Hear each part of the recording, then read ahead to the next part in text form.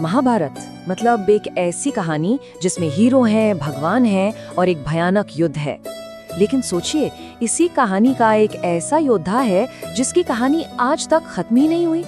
एक ऐसा अमर योद्धा जो हजारों सालों से इस धरती पर भटक रहा है।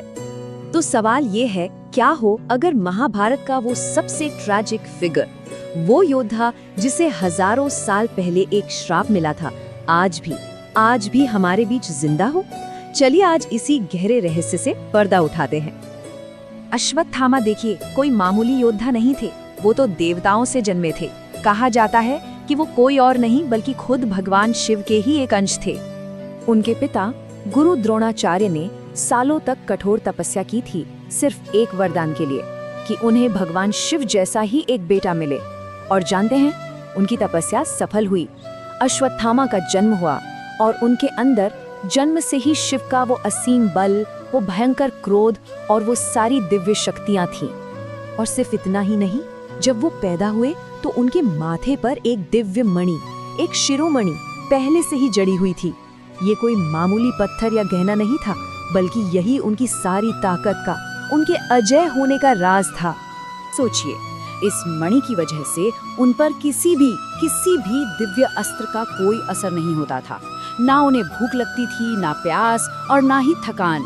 मतलब युद्ध के मैदान में वो लगभग इनविंसिबल थे।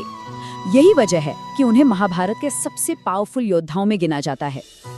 लेकिन हर बड़ी कहानी में एक ऐसा टर्निंग पॉइंट आता है जो सब कुछ बदल देता है। अश्वत्थामा की जिंदगी में वो मोड़ आया उनके पिता गुरु द्रोण की मौत से। और ये कोई साधारण मौत नहीं थी, ये एक धोखा था।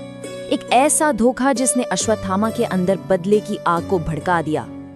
ये युद्ध के नियम से हुई मौत नहीं थी, ये एक साजिश थी, एक छल था, एक झूठ जिसने एक बेटे के दिल में बदले की ऐसी आग लगा दी कि धर्म और अधर्म के बीच की सारी लकीरें ही जलकर राख हो गईं। अपने पिता की ऐसी मौत के बाद अश्वत्थामा के लिए अब सिर्फ एक ही चीज बची थी, बदला। और फिर वो रात आई। पिता की मौत के गम और गुस्से में अंधे हो चुके अश्वत्थामा ने युद्ध के सारे नियम तोड़ दिए। उस रात उन्होंने एक ऐसा काम किया, एक ऐसा पाप जिसे इतिहास आज तक माफ नहीं कर पाया है। ये युद्ध की 18वीं रात थी।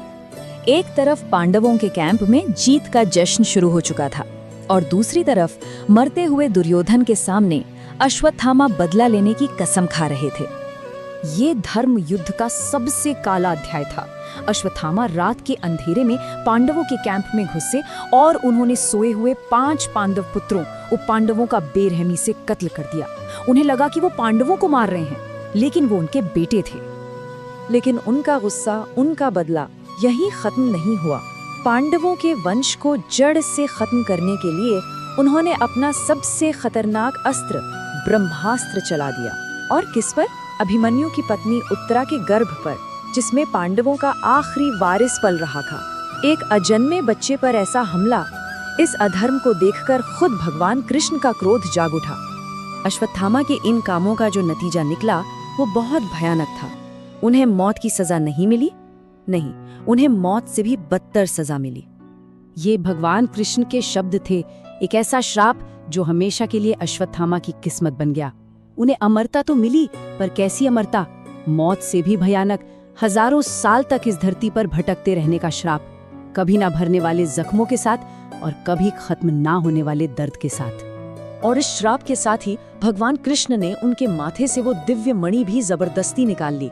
और उस मणि के साथ ही उनकी सारी ताकत, उनका सारा गौरव, उनकी पहचान, सब कुछ चला गया।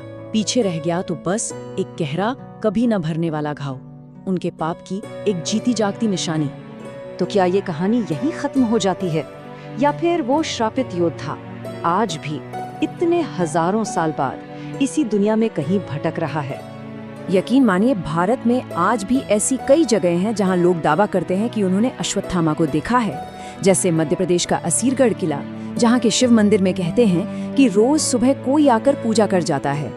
या फिर नर्मदा नदी के किनारे, जहां लोगों ने एक बहुत ऊंचे, लंबे, घायल इंसान को देखने की बात कही है। ये सारी कहानियां इस रहस्य को और भी ज्यादा गहरा बना देती हैं। और पता है, इन सारी कहानियों में एक बात कॉमन है, एक बहुत ही लंबा, ताकतवर इंसान जिसके माथे पर एक भयानक जख्म है जिससे खून बहता रहता है।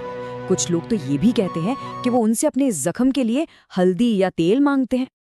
तो अश्वत्थामा की कहानी असल में एक सबक है, एक चेतावनी है। ये हमें सिखाती है कि बेकाबू गुस्सा और बदला लेने की जिद एक महान से महान योद्धा को भी बर्बादी के रास्ते पर ले जा सकती है। ताकत होना बड़ी बात है, पर उस ताकत पर काबू रखना, संयम रखना, उससे भी कहीं ज्यादा बड़ी बात है। तो आखिर में अश्वत्थामा की कहानी हमें एक सवाल के साथ छोड़ जाती है। क्या अमर होना एक वरदान है या फिर सबसे बड़ा श्राप? एक ऐसा जीवन जो कभी खत्म ना हो, लेकिन जिसमें दर्द भी कभी खत्म ना हो। ये एक ऐसा ख्याल है जो महाभारत खत्म होने के हजारों साल बाद भी हमें सोचने पर मजबूर कर देता है।